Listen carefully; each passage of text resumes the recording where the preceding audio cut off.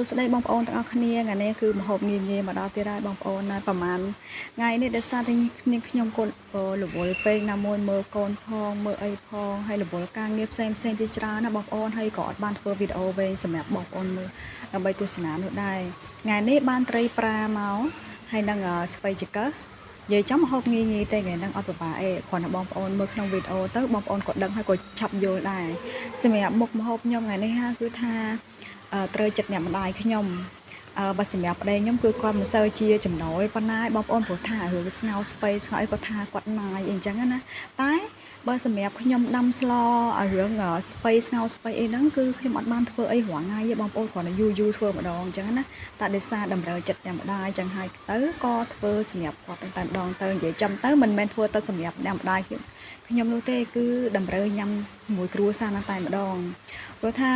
ក្នុងមួយខែអីហ្នឹងគឺខ្ញុំស្ងោស្ពៃបែបហ្នឹងគឺចំនួនតែម្ដងពីរដងអីទេអត់ស្ងោច្រើន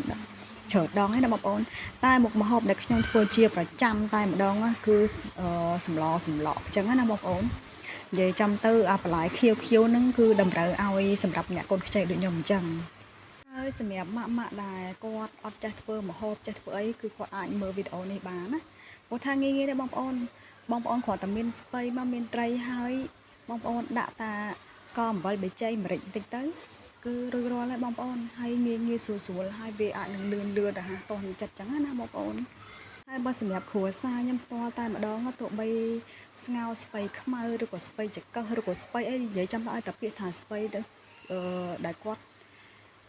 មិនសូវជាចំណូលក៏គាត់អាចញ៉ាំបានដែរក៏ប៉ុន្តែបើសិនជាគាត់អត់ញ៉ាំសោះគឺគាត់អាចញ៉ាំមីញ៉ាំអីជំនួសនិយាយចំគឺគាត់អត់ប្រកាន់ទេហើយនៅពេលដែលធ្វើម្ហូបណាដែលគាត់អត់សូវចូលចិត្តគឺគាត់អាចរកវិធីសាស្ត្រធ្វើដោយខ្លួនឯងបានទៀតតែសម្រាប់គ្រួសារខ្ញុំគឺគាត់អត់ចេះប្រកាន់អត់ចេះអីទាំងអស់ហើយសម្រាប់មុខម្ហូបមួយមុខនេះបើសិនជា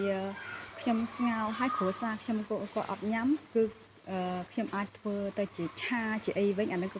គាត់ពិសាគឺគាត់ញ៉ាំវិញអញ្ចឹងណាហើយបើសិនជាគាត់អត់ញ៉ាំអត់អីទេគាត់រត់តែញ៉ាំមីឬក៏គាត់ទៅទិញសាច់មាន់អាំងមកជំនួសវិញក៏បានដែរអញ្ចឹងអានេះសម្រាប់គ្រួសារខ្ញុំផ្ទាល់តែម្ដងហើយឥឡូវមុខម្ហូបយើងណាក៏ឆ្អិនបានរួចរាល់ហើយដែរកុំភ្លេចសាកធ្វើញ៉ាំទាំងអស់គ្នាណាបងប្អូនអរគុណបាយបាយ